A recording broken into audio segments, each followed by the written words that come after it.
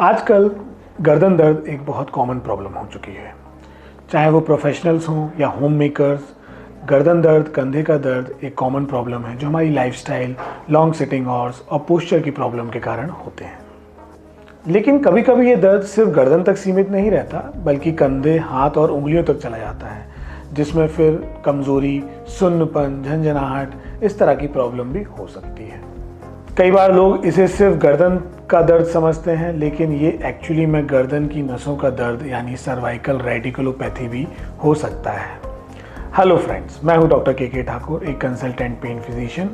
आज के इस वीडियो में हम डिस्कस करेंगे सर्वाइकल रेडिकुलोपैथी क्या होती है, इसके सबसे इम्पॉर्टेंट कारण क्या होते हैं और अभी हमारे पास करेंटली मेडिकली प्रूवन क्या क्या बेस्ट ट्रीटमेंट ऑप्शंस अवेलेबल हैं। सबसे पहले तो समझते हैं सर्वाइकल रेडिकुलोपैथी होती क्या है। हमारी गर्दन में जो बोन्स होती हैं वो सर्वाइकल बोन्स होती हैं। ऐसी 7 बोन्स होती हैं जिनके बीच में से नसें निकलती हैं। ये नसें कंधे, हाथ को और उंगलियों तक के सेंसेशंस और मस्कुलर मूवमेंट को कंट्रोल करती हैं। जब किसी कारण से इन नसों में दबाव आ जाता है, हड्डियों के बीच में गद्दी निकल जाती है, तो ये दर्द जो है कंधे से बाहर निकलकर हाथ और उंगलियों तक भी जा सकता है। सर्वाइकल रेडिकुलोपैथी का सबसे कॉमन सिम्टम्स होता है गर्दन का दर्द जो कंधों और हाथों तक जाता है। कई बार ये दर्द हल्की झंझनाहट या सुन्नपन जैसा होता है, लेकिन कई केसेस में ये इलेक्ट्रिक शॉक जैसा भी लग सकता है। कई बार पेशेंट्स को इस बीमारी में हाथों में एक झंझनाहट और सुन्नपन महसूस होता है। कुछ पेशेंट्स बताते हैं कि लंबे समय तक मोबाइल या लैपटॉप यूज़ करने पर गर्दन का ये दर्द बढ़ जाता है। अब सवाल आता है कि ये प्रॉब्लम होती ही क्यों है। तो इसका सबसे इम्पॉर्टेंट कारण है गर्दन की इन हड्डियों के बीच में जो डिस्क है उसका प्रेशर बढ़ जाना, उसमें इरिटेशन, इन्फ्लेमेशन होना, जिसके कारण जो एग्जिटिंग नर्व रूट्स हैं उस पर प्रेशर आता है और फिर वो इरिटेट होती हैं। आजकल इसका एक बहुत कॉमन जो कॉज है वो है गलत पोस्चर। लंबे समय तक गर्दन को झुकाना, मोबाइल देखना, लैपटॉप पर लंबे समय तक काम करना और बहुत देर तक सिटिंग जॉब करते रहना।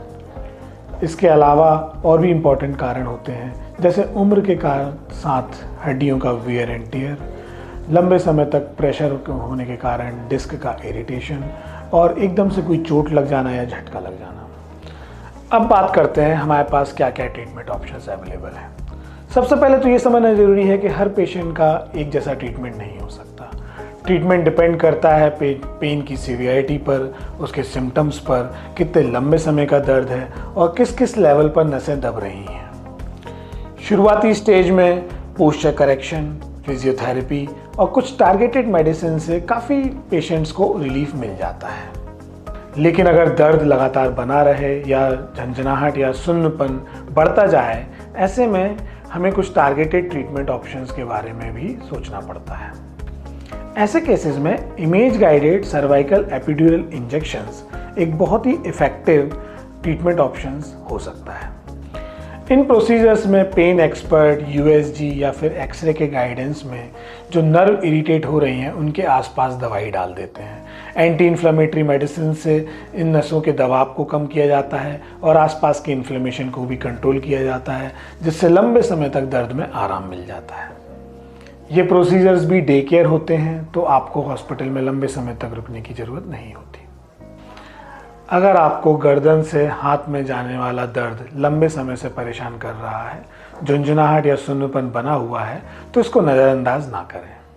सही डायग्नोसिस और ट्रीटमेंट से गर्दन की नसों से उठने वाला ये दर्द यानी सर्वाइकल रेडिकुलोपैथी को काफ़ी इफेक्टिवली कंट्रोल किया जा सकता है और आप अपनी लाइफ खुलकर जी सकते हैं।